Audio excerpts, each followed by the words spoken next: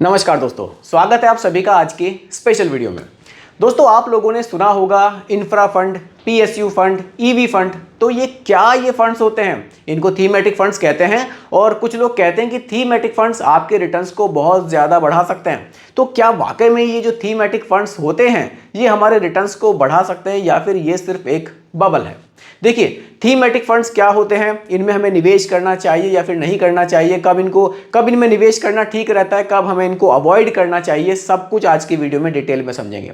दोस्तों, अगर आप लोग भी थीमेटिक म्यूचुअल फंड में निवेश करने के इच्छुक हैं या फिर आप कंफ्यूज हैं कि मुझे निवेश करना चाहिए या फिर नहीं करना चाहिए, और अगर करना चाहिए तो अपने पोर्टफोलियो का कितना हिस्सा मुझे इसके लिए रखना चाहिए, ये सब कुछ आज की वीडियो में मैं आपको डिटेल में समझाने वाला हूं। तो ये वीडियो आपके लिए गेम चेंजर हो सकती है। तो वीडियो इंपॉर्टेंट है, बहुत ही ध्यान से देखिएगा और समझिएगा। चलिए स्टार्ट करते हैं। टॉपिक आपके सामने है। देखिए, थीम फंड, यहाँ एक कंफ्यूजन है थोड़ा सा कि निवेश करें या ना करें, हाई रिटर्न्स या फिर हाई रिस्क, और साथ ही साथ कब हमें इसको अवॉइड करना चाहिए। इंपॉर्टेंट चीज़ ये नहीं है कि निवेश करें, इंपॉर्टेंट ये है कि अवॉइड कब करें। क्योंकि देखिए, अगर आपने निवेश कर दिया, आपको जानकारी नहीं थी, तो आप जो रिटर्न्स आप बनाना चाह रहे थे वो ना बनकर आप कहीं ना कहीं नुकसान में भी जा सकते हैं। इसलिए अवॉइड वाला जो मामला है ना, इसको थोड़ा सा समझना ज़रूरी है। चलिए शुरू करते हैं। देखिए, पहला पॉइंट जो मैंने यहाँ रखा है वो रखा है थीमेटिक म्यूचुअल फंड्स क्या होते हैं। इसको थोड़ा सा बेसिक को अब पहले हम लोग क्लियर कर लेते हैं। देखिए, थीमेटिक म्यूचुअल फंड्स क्या होते हैं? जो पैसा हम निवेश करते हैं उसे स्पेसिफिक एक थीम में ये निवेश होता है। अब देखिए, मान लीजिए एग्जांपल के लिए आपने एक कोई भी इक्विटी म्यूचुअल फंड रखा, चलिए लार्ज कैप रख लेता हूँ, ठीक है। ये आपको इसलिए बता रहा हूँ ताकि आपको क्लियर हो कि डिफरेंस क्या है। अब लार्ज कैप में क्या होता है, आपका जो पैसा है वो लार्ज कैप स्टॉक्स में भी जाएगा, मिड कैप स्टॉक्स में भी जाएगा, स्मॉल कैप स्टॉक्स में भी जाएगा। लेकिन ऐसा नहीं है कि स्पेसिफिक एक तरह के स्टॉक्स में ही जाएगा, ये कहीं भी निवेश कर सकते हैं। जो सेबी का नियम है कि 80% लार्ज कैप में करना है, ठीक है, उसके हिसाब से लार्ज कैप में जो टॉप 100 में स्टॉक्स है उसमें चूज करेंगे और निवेश कर देंगे। वहीं एक थीमेटिक फंड जो होता है, थीमेटिक कह लीजिए, सेक्टरल कह लीजिए, ठीक है।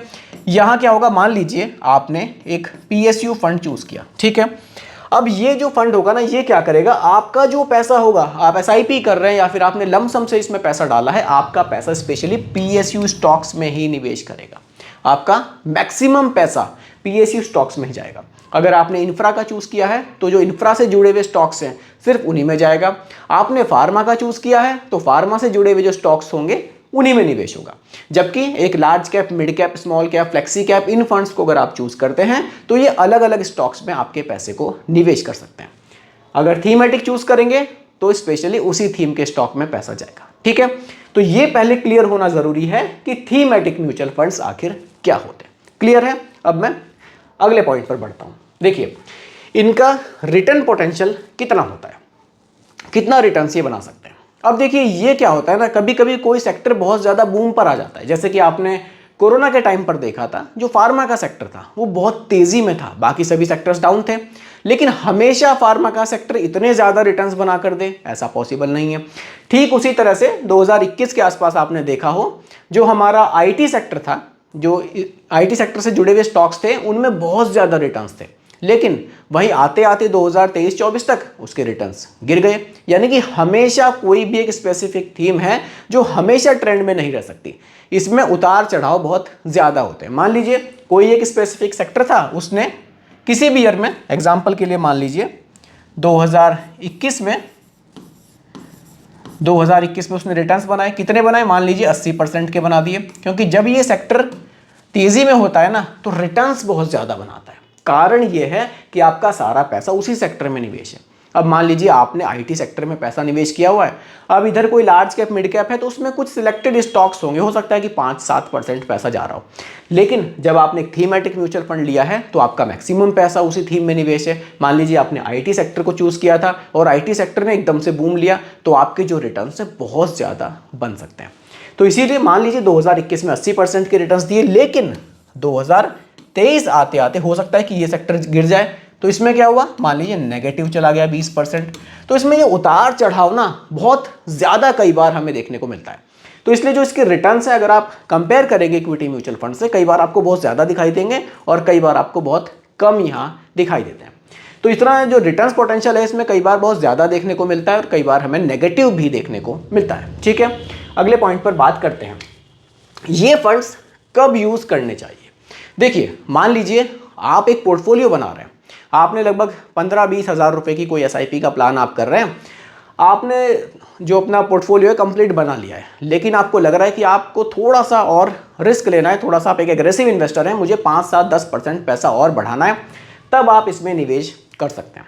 आप जिस थीम में निवेश करना चाह रहे हैं उस थीम की आपको एक बेसिक नॉलेज तो कम से कम होनी चाहिए। आपको पता होना चाहिए कि यार इस समय पर मैं EV में पैसा डाल रहा हूँ, तो EV का फ्यूचर क्या है, आने वाले 5 साल 10 साल में क्या ये सेक्टर बूम करेगा।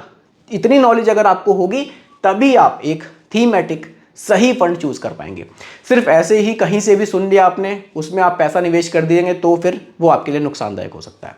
तो आप इसको फंड में कब निवेश करना चाहिए, जब आपको इसकी एक बेसिक नॉलेज हो फंड की, आप अपने पोर्टफोलियो में एक्स्ट्रा एक थोड़ा सा रिस्क और लेना चाह रहे हैं, क्योंकि देखिए रिस्क की कैटेगरी है, तब आप इसको रख सकते हैं।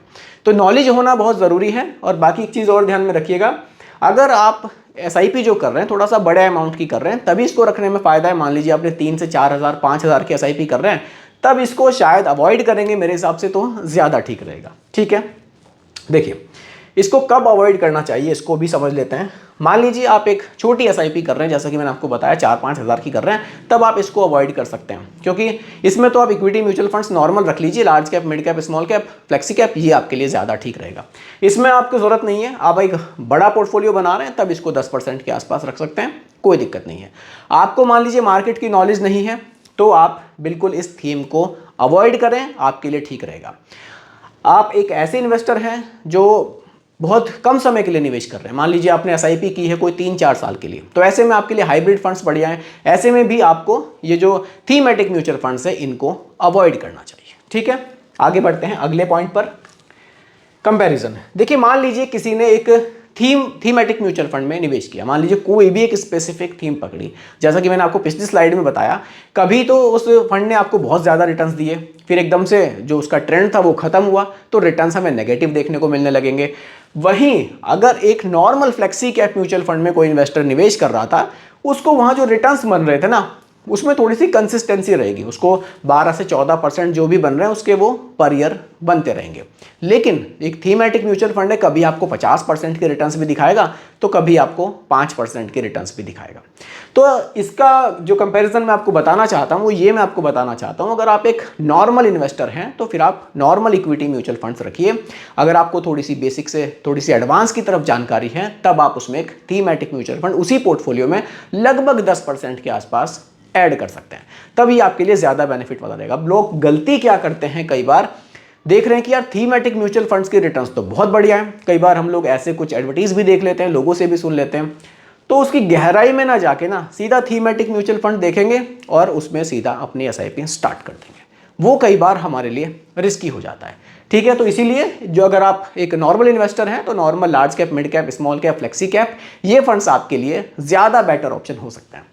अब लास्ट स्लाइड पर आते हैं, एलोकेशन स्ट्रेटजी। देखिए कितना एलोकेशन रखना चाहिए, जैसे मैंने आपको बताया, आप कोई पोर्टफोलियो यहाँ बना रहे हैं, इसमें लार्ज कैप भी रख रहे हैं, मिड कैप रख रहे हैं, स्मॉल कैप रख रहे हैं, थीमेटिक रख रहे हैं, तो जो थीमेटिक वाला ऑप्शन है ना, इसको 10% से ज़्यादा मत रखिएगा। 10% एलोकेशन काफ़ी एक थीमेटिक म्यूचुअल फंड के लिए, क्योंकि ये ज़्यादा रिस्की कैटेगरी होती है।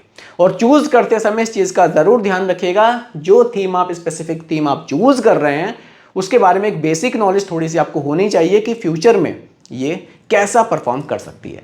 क्योंकि अगर देखिए, आप कह लीजिए ये एक तरह का ना, आपने सभी जो, मान लीजिए आपने कोई भी एग्जांपल के लिए IT सेक्टर रख लिया, तो IT सेक्टर के जो स्टॉक्स है ना, उनमें आपने पैसा निवेश कर दिया। ठीक है, अगर ये IT सेक्टर ने परफॉर्म आगे बढ़िया नहीं किया, तो जो आपने पैसा है वो सभी IT सेक्टर के स्टॉक्स में आपका निवेश है, सभी स्टॉक्स डाउन होंगे, यानी कि जो आपके रिटर्न्स हैं वो बनेंगे ही नहीं। इसीलिए बहुत ज़्यादा इसको पोर्टफोलियो में नहीं रखना है, और अच्छी नॉलेज लेने के बाद उस थीम की, तभी इसमें निवेश करना है। और अगर निवेश करने के मैं तरीके पर आपसे बात करूं, तो अगर आपको नॉलेज है, देखिए इससे लोग पैसा भी बहुत बनाते हैं। अगर आपको नॉलेज है, मार्केट में जब गिरावट का टाइम आता है, जब करेक्शंस आते हैं, तब आप इसमें अगर थोड़ा बहुत लमसम करते हुए चले, तो SIP के मुकाबले ये आपको ज़्यादा प्रॉफिट बनाकर भी दे सकता है। ये जो पूरा गेम है ना थीमेटिक म्यूचुअल फंड का, ये थोड़ा सा जानकार लोगों के लिए ही मुझे लगता है, उनके लिए ज़्यादा बढ़िया ऑप्शन है। एक सिंपल इन्वेस्टर के लिए मेरे हिसाब से पर्सनली मेरे हिसाब से मुझे नहीं लगता कि ये ज़्यादा बढ़िया है। क्योंकि अगर हम लेके मान लीजिए कि बिल्कुल सिंपल इन्वेस्टर है, हम SIP ही स्टार्ट कर रहे हैं, उसी में पैसा निवेश करना चाहते हैं, तो फिर थीमेटिक म्यूचुअल फंड को हम अवॉइड कर सकते हैं। अब देखिए क्या होता है कि मार्केट का कुछ पता नहीं होता, उतार चढ़ाव का। मार्केट में कुछ टाइम आया कि मार्केट में गिरावट का टाइम चल रहा है, ठीक है। ऐसे में क्या है, जिनको जानकारी है कि ये वाली जो थीम है ये फ्यूचर में अच्छे रिटर्न्स दे सकती है, वो क्या कर सकते हैं, सीधा उसमें लमसम कर सकते हैं। लमसम का भी तरीका है, थोड़ा करेक्शन आया, कुछ 20-30 हज़ार कर दिए, फिर थोड़ा करेक्शन आया, फिर कुछ पैसा कर दिया, मान लीजिए 2-3 लाख करने, तो धीरे धीरे स्टेप बाय स्टेप लमसम कर सकते हैं। इस तरह से फिर क्या होगा, जब ये वाला जो सेक्टर होगा ये बूम पर होगा, तो ये हमें बहुत शानदार रिटर्न्स बनाकर देते हैं, ठीक है। और निवेश करने का तरीका तो है ही, सबसे बड़ी बात है कि आपको इससे एग्जिट कब करना है, इसकी नॉलेज भी आपको होनी चाहिए। क्योंकि ऐसा नहीं है कि आपने निवेश कर दिया नॉर्मल म्यूचुअल फंड्स की तरह, आप इसमें लंबे समय तक निवेश करते ही जा रहे हैं, ऐसा भी नहीं है। इसका तरीका यही है कि आपने निवेश किया, आपने गिरते हुए मार्केट में निवेश किया, कुछ टाइम बाद आपने देखा, 2-3 साल बाद बढ़िया मार्केट में परफॉर्मेंस इसकी है, ये सेक्टर बढ़िया बूम पे है, आप क्या कर सकते हैं, वहाँ से एग्जिट कर सकते हैं। उसके बाद आप उसको स्विच कर सकते हैं पैसे को नॉर्मल इक्विटी म्यूचुअल फंड्स में। इस तरह से भी लोग इसमें अच्छा पैसा बना लेते हैं। तो दोस्तों यही मैंने आज की वीडियो का टॉपिक आपके लोगों के लिए रखा था कि थीमेटिक म्यूचुअल फंड्स आखिर होते क्या हैं और हमें इसमें निवेश करना चाहिए या फिर नहीं करना चाहिए। तो काफ़ी हद तक मैं समझता हूं कि ये टॉपिक आप लोगों को क्लियर हुआ होगा। जो कन्फ्यूज़न था आपका, जो आप इसमें निवेश करने का प्लान कर रहे थे या कंफ्यूज थे, उन लोगों को काफ़ी क्लियरिटी यहाँ पर आई होगी कि उनके लिए ये म्यूचुअल फंड स्कीम कैसी है। बाकी दोस्तों रिकमेंडेशन नहीं है, सिर्फ एजुकेशनल पर्पस वीडियो आप लोगों के लिए बनाई गई है। पसंद आई हो लाइक शेयर कीजिएगा, चैनल पर नए हैं सब्सक्राइब कीजिएगा। मिलते हैं जल्दी एक और नई वीडियो के साथ। धन्यवाद।